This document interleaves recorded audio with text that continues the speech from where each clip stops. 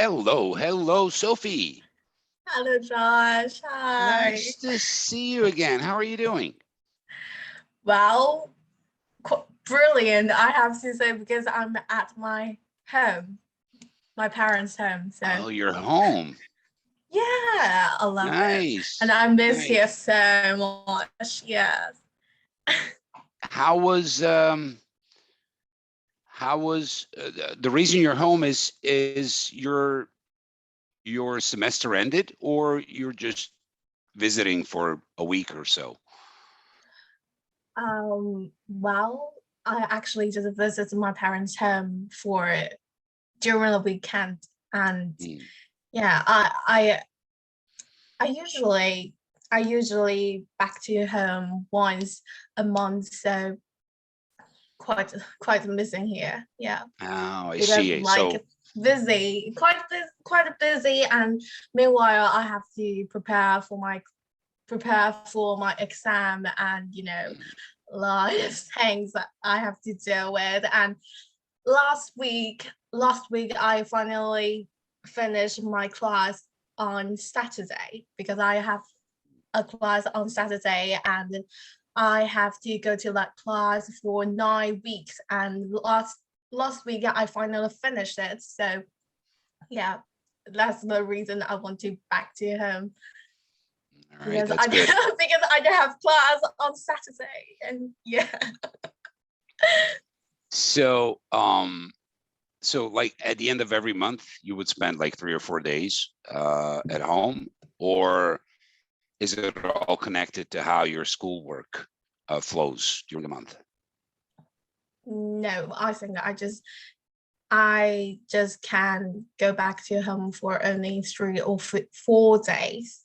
I mean, just on the weekend, and on a Saturday, I have to take the bus back to my university and still go to my campus, still have my class. Yeah. Yeah. So it never goes more than 3 or 4 days. All right, great. We have a technology material for this chat, and it's about blockchain. So you interested, or you just want to talk about something else? Yeah, let's just moving on, because I didn't watch the video actually. Yeah. Yeah. To be honest with you, I don't know much about it either, but it does sound very interesting. It sounds quite interesting, this whole financial brand new way of moving money, and more importantly, knowing how your money moves. I think that's the whole point of blockchain. Yeah. Anyways, let's see the video. It's short. It's about 2 minutes, a little bit over 2 minutes. And then, we can discuss it, or, we can talk about usual stuff that you and I talk about all the time. Okay. All right. Let me share my sound and my screen, and then go to video. I think it's all good. Let me know if you can't hear or see anything, so that I can, pause it and stop it and fix it. Sure. But anyways, here we go. Blockchain. Okay.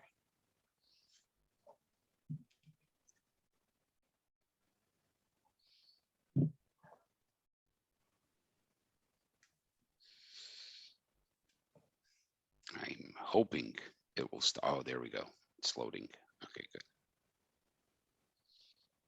Modern technology allows people to communicate directly. Voice and video calls, emails, pictures, and instant messages travel directly from A to B, maintaining trust between individuals no matter how far apart they are. When it comes to money, people have to trust a third party to be able to complete a transaction. Blockchain technology is challenging the status quo in a radical way. By using math and cryptography, blockchain provides an open, decentralized database of any transaction involving value, money, goods, property, work, or even votes, creating a record whose authenticity can be verified by the entire community. The future future global economy will move towards one of distributed property and trust, where anyone with access to the internet can get involved in blockchain-based transactions, and third-party trust organizations may no longer be necessary. The uses of blockchain technology are endless. Some expect that in less than 10 years, it will be used to collect taxes.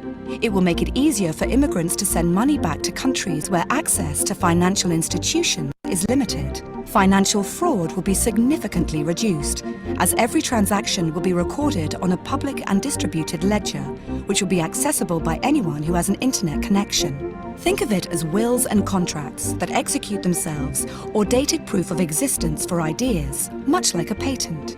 Blockchain will become a global, decentralized source of trust, but not everyone is ready to embrace it. A huge proportion of trust services, from banking to notaries, will face challenges on price, volume, and in some cases, their very survival. Public authorities could find it more and more difficult to enforce traditional financial regulations due to the new possibilities offered by the Bitcoin network to bypass traditional financial intermediaries. Unimagined new networks will evolve to meet society's needs more cheaply and potentially more securely. Will governments, financial and legal institutions embrace blockchain? What will happen to the ones who don't? So, quite an interesting little concept. I really love the part of removing the third party. Have you ever been in a situation where you either have to receive money from abroad or you were sending money to somebody else who lives in another country? No, I have never had this experience. It might happen, and when it does, I think you will then fully understand why this blockchain thing sounds so interesting and so appealing. To give you a little background, right? I live in the United States, but my parents are immigrants, obviously. Yes.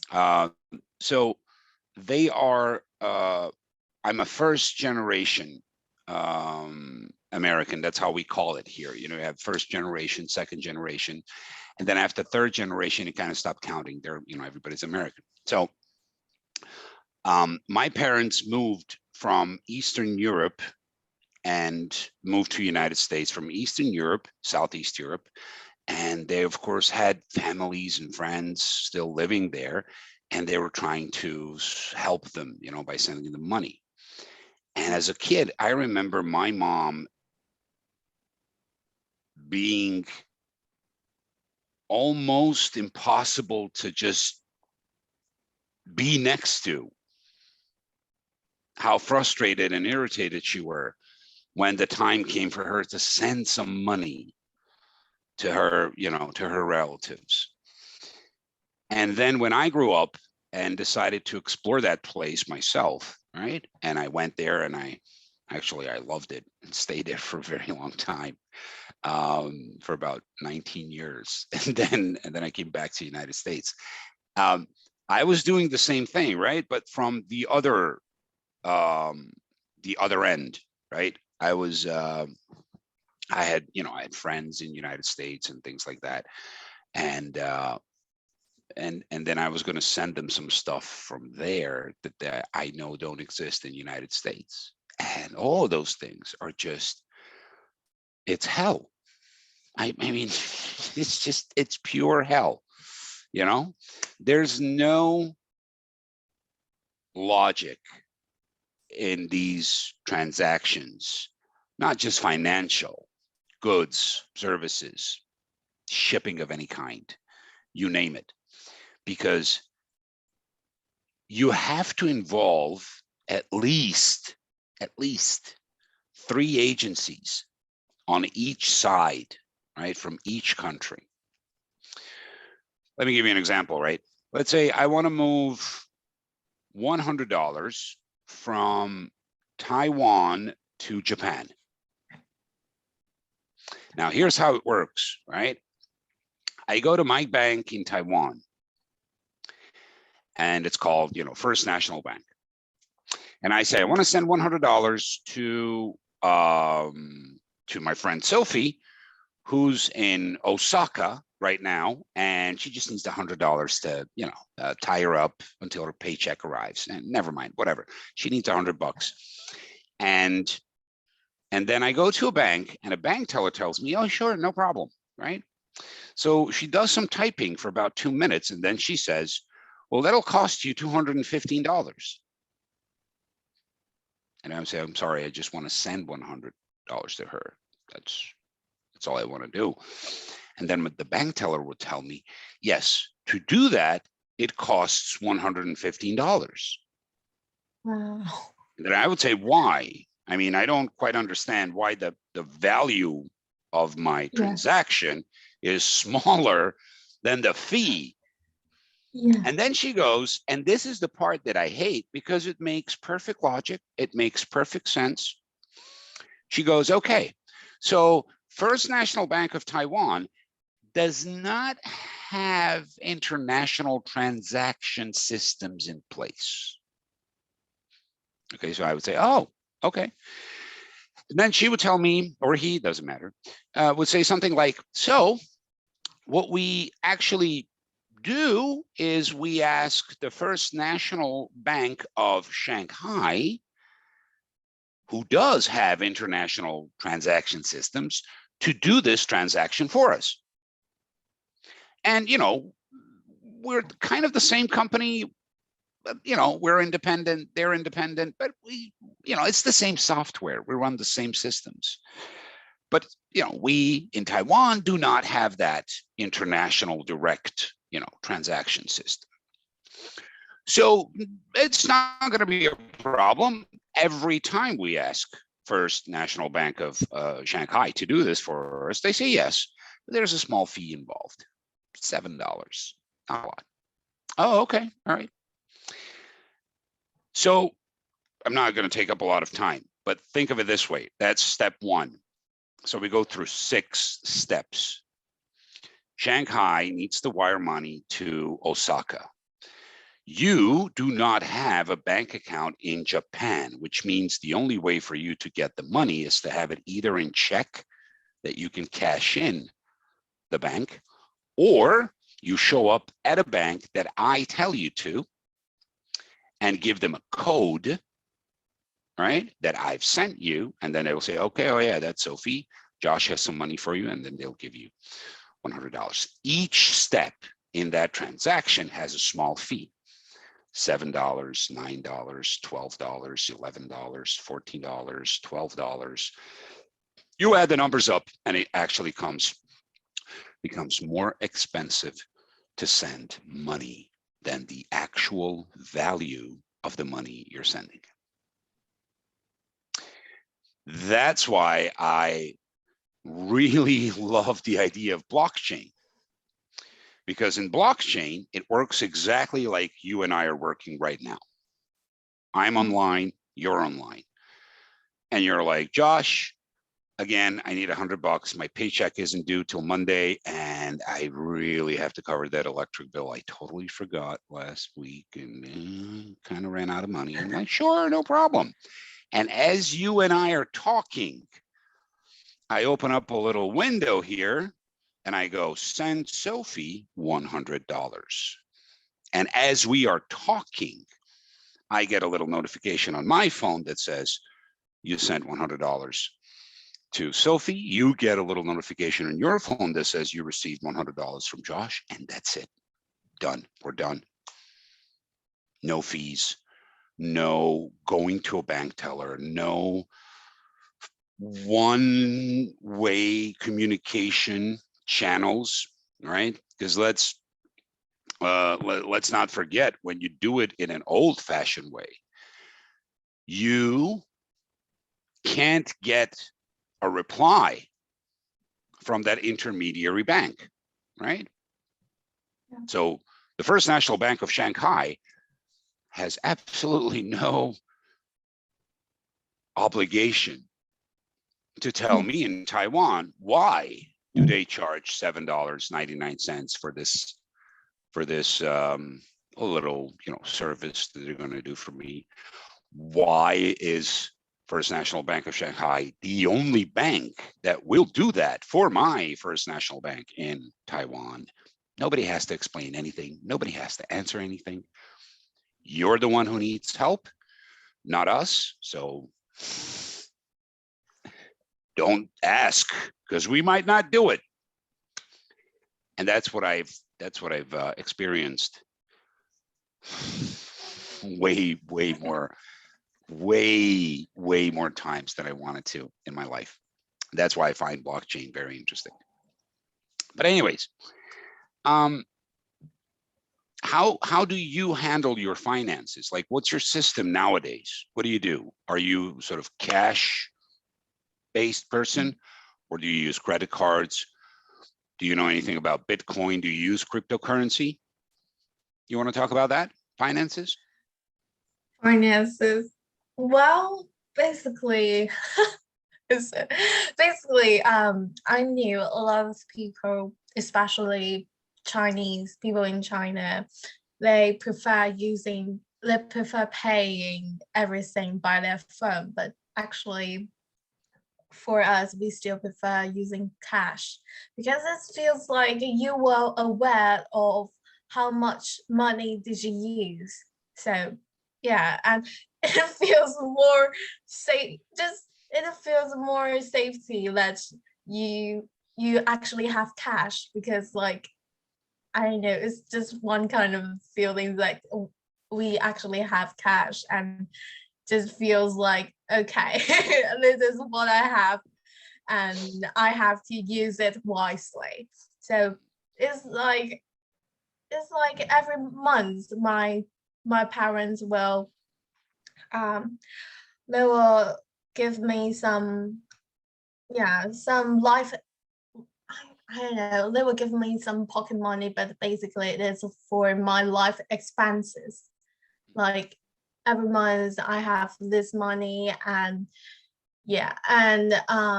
it's basically for my university's life. So yeah, and I think that most of the time I use cash, and yeah, we rarely pay anything by our phone. Yeah. And I don't really want to have credit card, but my mom, she's afraid of that. I maybe will bankrupt will be bankrupt, because she thinks that, oh my gosh, every time we come home and you want to buy so many things, and I was like, no, I control everything so well. And she told me, no, you didn't. When you were young, you always want to buy the most expensive things. And and she was like, oh my gosh, you're going to bankrupt. Yeah, but she just doesn't believe me that I can control my money very well. Yeah. but I know it's like there's so many extra things that you have to buy in college. Like, I don't know, for instance, like I have to buy some clothes when I'm going to have my training in the hospital.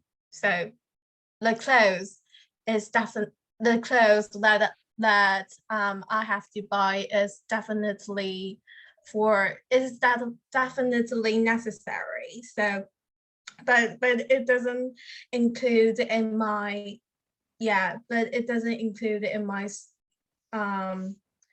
the payment of the school of the university. Is just it's just the extra things that we have to pay. So it's like it's definitely not I want, but it's like every time I have to use my life expenses for a month to pay these things, and these things are quite expensive, and I have to ask my parents for more money, and sometimes it's awkward, but yeah, yeah, I don't know, it's the fact. It's just a lot of the extra things in university that you have to buy, and unfortunately these things are quite necessary. Yeah. Is there an option for you to get a part-time job? And if there is, would you do it?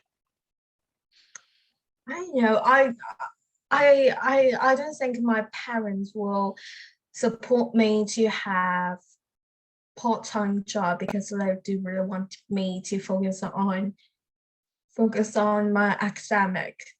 And if I have a part-time job, it means that it would take some of my time to study. And I don't know, I think they don't want me to have a part-time job. Yeah. I give a thought about that, but it's just, yeah, it doesn't work. It doesn't work eventually. Yeah. Mm. So, so clearly you, as we say here in the States, you run a tight budget. Do you know that Yes. phrase, to run a tight budget? Yes. Yeah, okay, so I don't have, I'll put stuff in vocabulary afterwards. And it seems to be working well so far, right? Knock on wood. Yeah. How do you see your expenses in the next year? Are they going to stay the same, or do you think you're going to have more expenses next year? Well, basically, I will deposit like $2,002 every month. It's like I will take $2,000 every week from a bank, and I will basically control that I do deposit $2,000 because my parents give me like $10,000 every month. So basically, I would just deposit $2,000 to make sure that if one day I have something really, if I have emergency, I can use the money I have been deposited in the bank, and I can take it out and use it. Yeah. Mm. So there's a emergency fund, right? That's how you would Yeah. call it. You have an emergency fund. That's also good. It's pretty good. In United States, 98.9% of everybody, of all Americans who go to college, will have to take out a loan, right? And then we have something called student debt, and it is devastating. And it's getting more and more devastating as years go by, because I don't even know what the overall debt is. I think like $180 trillion or something. It's huge. Anyways, it's insane amounts of money. And people like yourself, right, who take out a loan, they don't really, I mean, let's be honest, you're 18, you're 19, you're not going to be fiscally responsible, and nobody should be in that age, right? But they take out a loan, and they don't really have awareness of how much money they're spending, right? Because it's a loan, right? So that means you have this money for yourself, for your studies. And another little catch in our system is that you do not have to justify your spending for the loan. Right? In most countries, I mean, most countries in the world have this loan system, but for example, I happen to know that in Serbia, it's a small country in Southeast Europe, you can get a loan from the bank for your studies, for your college, but then every year you actually have to justify, you have to report to the bank on how you spent the money.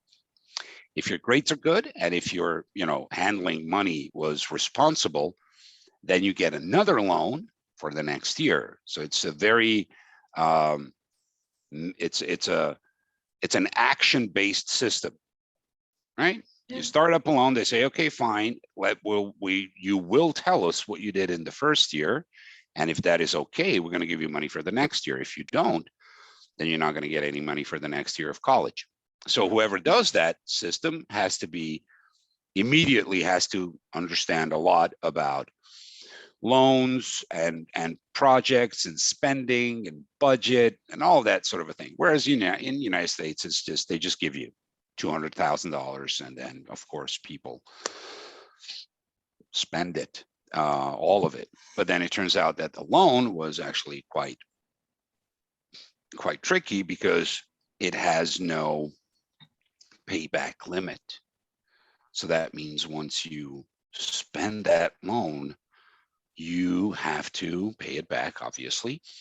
But then even if that means working for 60 years and paying it, you're going to have to work for 60 years and paying it until you pay it back, right? So how would that work, like in your situation where you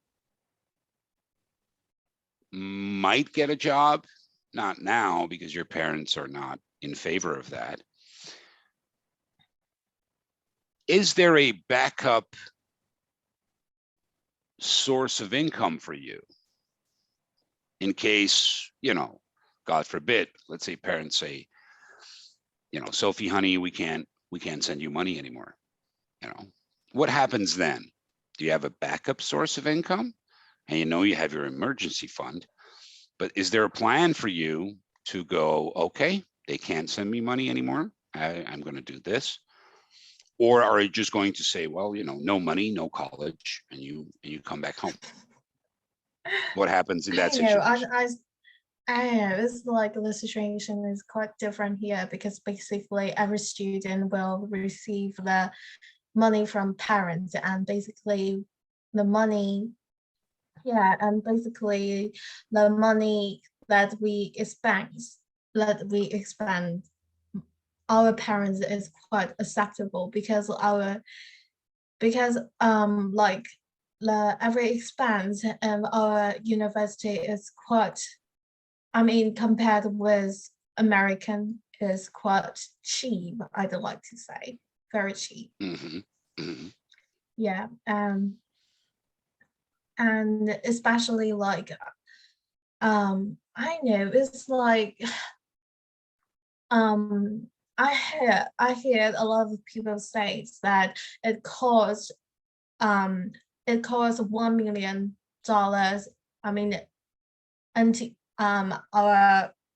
Our Chinese dollars, but if we want to study in America, we have to spend almost $1 million for a year. But actually in Taiwan, it's like we only have to spend, I don't know, maybe around $20,000 for a year. So compare with America. Yeah, I think our parents is quite affordable to pay all of the expense in our university. Moreover, like some of the national university in Taiwan, you don't really have to pay because the government will pay everything. The expense of university for you. So if you study so if you study like university which are not national university, of course you have to pay more. But for most of the people who live there, for most of the people who live here, it is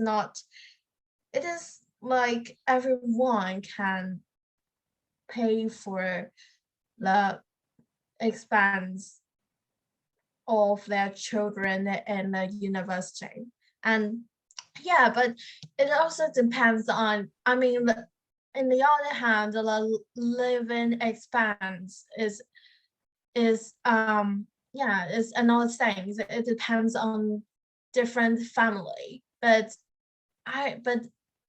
but basically parents will still pay some money for you, like maybe $4,000 and $4,000 for a month, and if you think it's not for you for living, and of course you can just have part-time job, but basically the parents will still give you some money. Yeah. So basically you don't see a possibility of your parents not being able to send you some money every month for your expenses other than studies, right? Yeah. All right, so that's good. And then how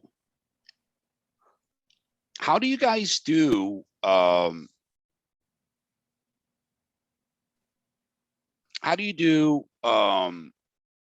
banking and financing? So once you graduate, right, you're going to look for a job, and you're going to find a job, obviously, you're going to work as a nurse, and then you're going to get your first paycheck, right? Yeah. How does that look like? Like, again, to give you an idea of where I'm coming from, in the United States, you have, I don't know, let's say 30 options of what to do with your paycheck, right? Everything is fluent. It's fluid. Let's put it that way. Right. So let me give you an example, right? Let's say I get a job as a nurse in a health clinic, right? And everything's fine. I satisfy all their meet all the requirements. The boss likes me and I start working. So the second day of my job, I am sent to finances. Yes. Right. And they tell me, go see Sophie in finances and talk to her about the official word is remuneration. We use the word money, salary, wages, whatever. And then Sophie gives me 50 options. Sophie says, okay, payments, there's like 5 categories, right? So the category 1 is payment. So she goes, how do you want to get paid? Then I say, what are my options? And she goes, I can pay you daily, weekly, bi-weekly, monthly. So in the United States, you can actually get money in your hand at the end of every working day. They'll pay you out. And it can go all the way up to like monthly. I want one amount, on my bank account once a month. And then taxes. She goes, how do you want to handle your taxes? And then I go, what are my options? And then she gives me percentages of things that the company will pay for and that I will pay for.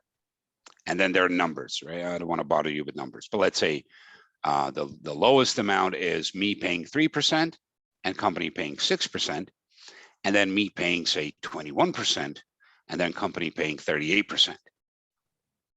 Right? I get to choose that level. And then there are 3 more categories. And basically, I spend a whole day. Basically, I spend the whole second day of my job with Sophie in finances talking about how to get my money and what amount, what time, what are the taxes. So it's all categorized, and everybody has the right to sort of mix and match and create their own payment system within the set 5 categories of things. How does it work for you guys? Like, I've noticed while I was living in Southeast Europe that over there, people they go, I don't, when I talk to them about it, they go, I have no idea what you're talking about, Josh. I get my money and I use it. That's it. So I understand how their system works. Their system works in a very, very simple fashion. You get half of what you make. The other half is just taxes, contributions. So let's say I make $1,000 a month in Southeast Europe, I'll get $500. I don't even know that I'm making $1,000 a month. I'm thinking I'm making $500 a month, right? But my college education is free. My healthcare is free. my membership in libraries, and my pension fund is being automatically filled every month, right? Whereas in the United States, you have to do all these things. You have to do it yourself. You have to find your own provider. You have to pay for everything and so on. How does it work for you guys? What's the system in Taiwan? I know, because like I've never applied for my bank account, so I understand because I know bank here so well, but basically referring to how people pay for the wages, for the salary is like, I know basically like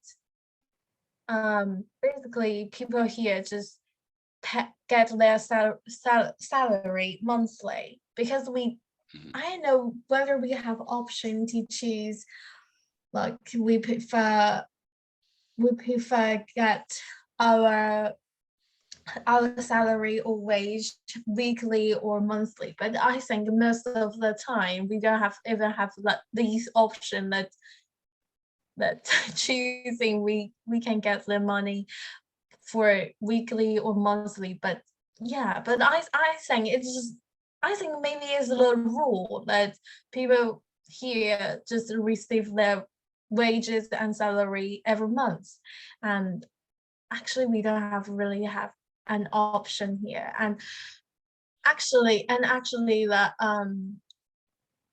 and I think actually most of the time the company or the government, like my mom, she is a teacher, so basically she is work for a government, and so is my dad. He's executive in the government, so it's like the company or the government will send the salary and the wages to your bank account monthly. So they will receive their salary and wages from their bank account, and they can see how much money they receive. And I think basically that is that. Yeah. So it's very, very similar to the Southeast Europe system. I have to admit, it is a lot easier, although you are kind of in the dark of what happens with the rest of the money you made. But I guess we don't really have to know. If we get our money on time every month, then it's fine.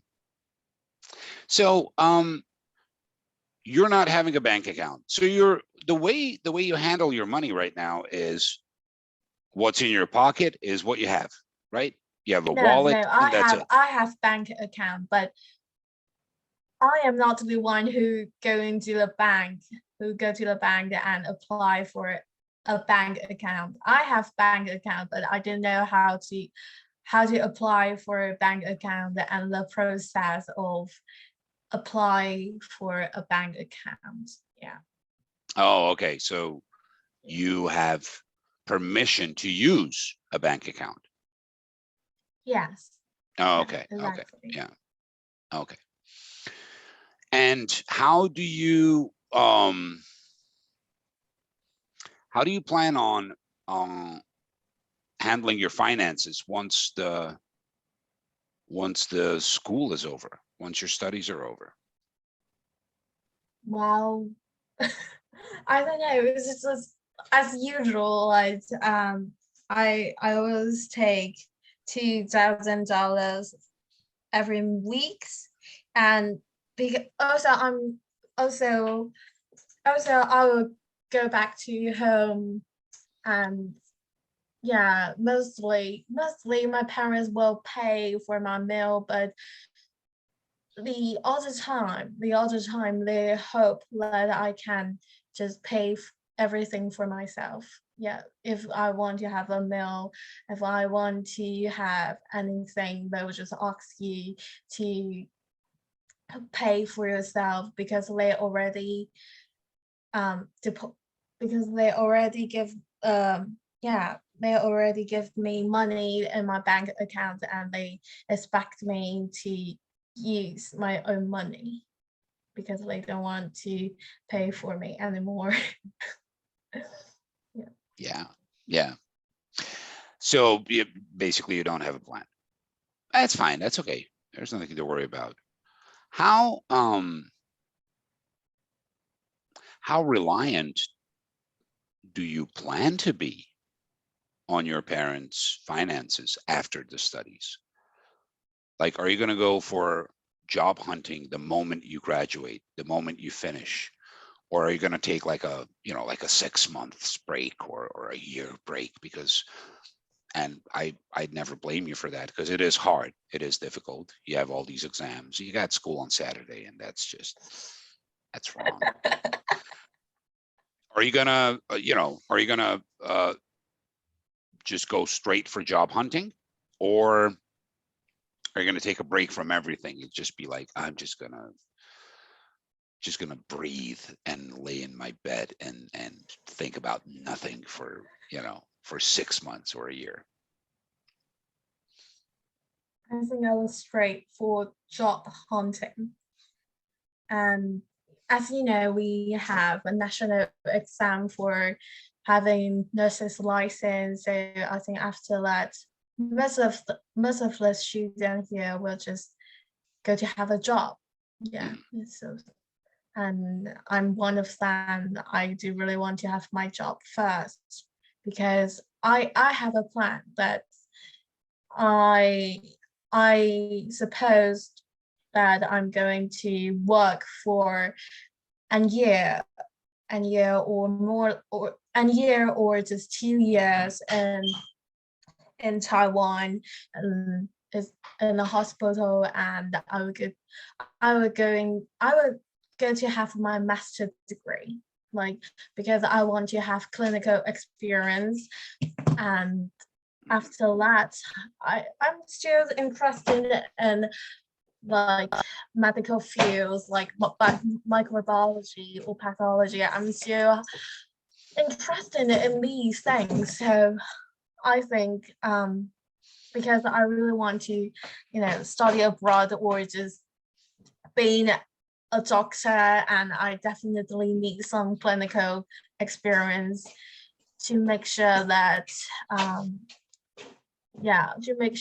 I do have sort of experience that when I'm going to encounter some situation, I can deal with it.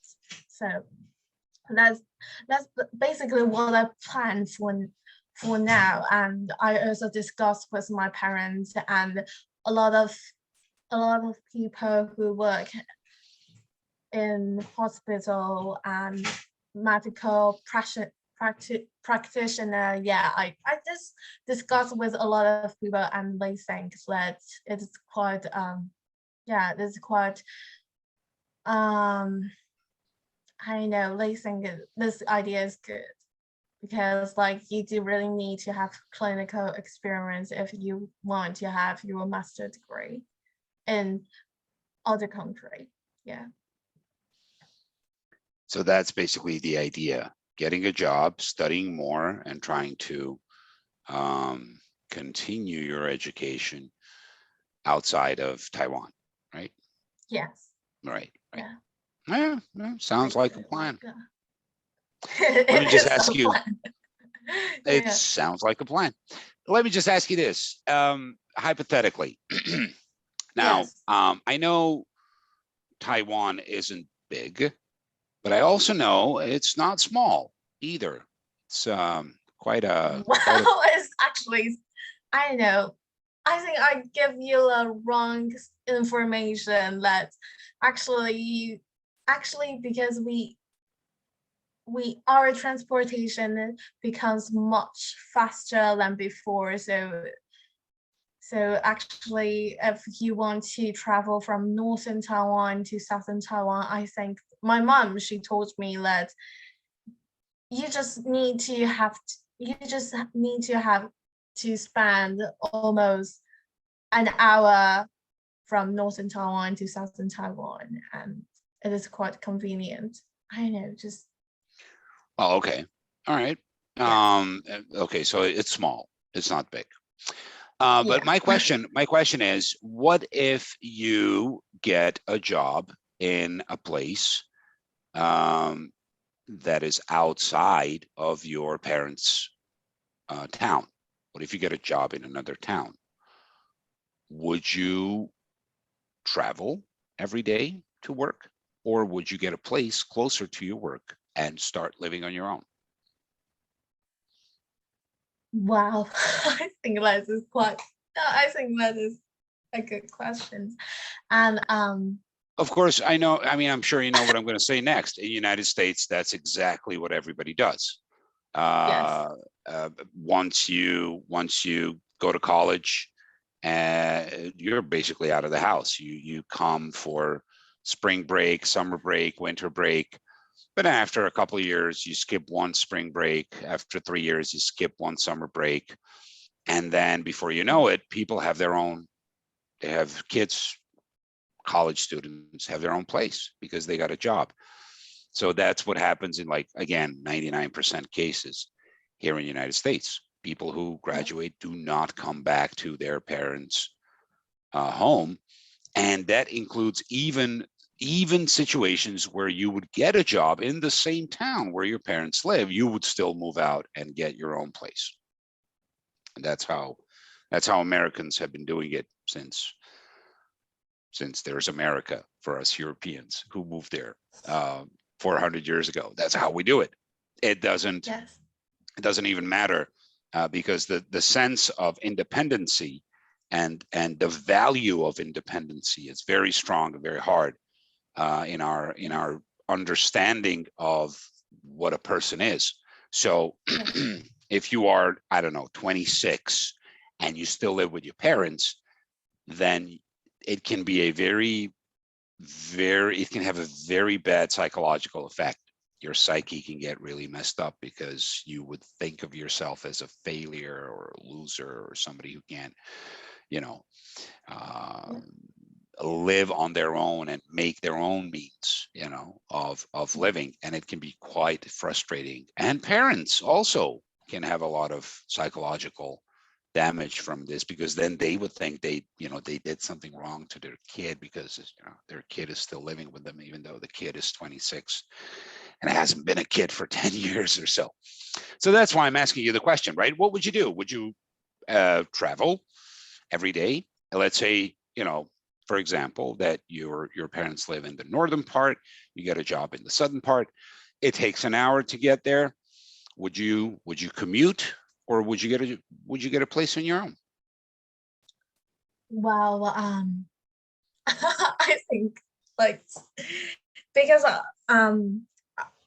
what I really want to work is actually like the hospital, familiar hospital in Taiwan, but very big hospital, and most of the time, like a lot of familiar hospital and university located in Taipei City, which is our capital. And my dad, he has houses in Taipei City, and because Taipei City is basically his hometown, so I know it's I don't know, it's like I basically have a home wherever I go in Taiwan.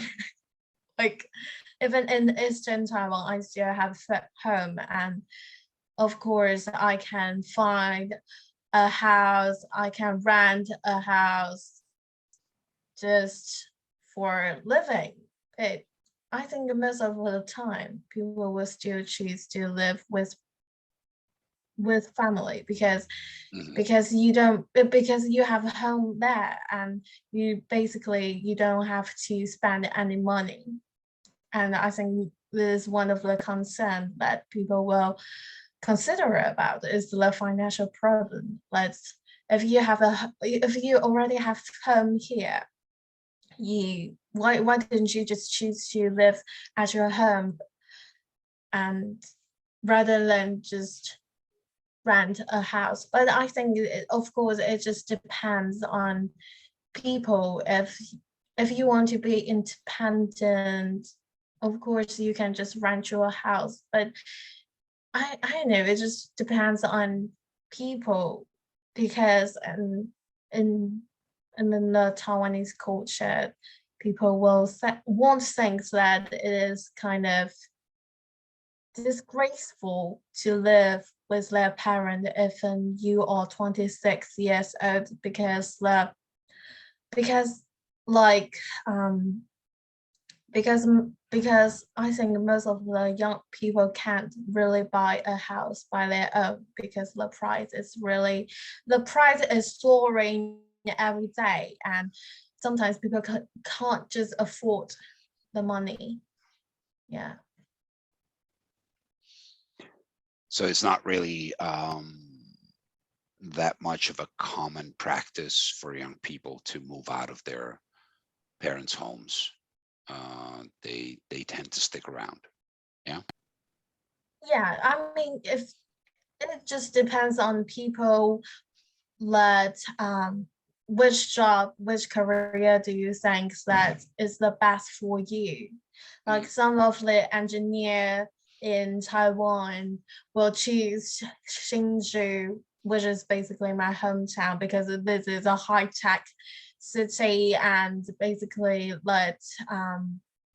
yeah, you can get high wages here, and there's a lot of technical company and Hsinchu. So even thought that a lot of people from different city will still choose to live here. And I don't know, it sounds like some of the company will offer the apartment for their employee. So it really depends on people. Yeah. So yeah, but it's not cultural, is what I was trying to say.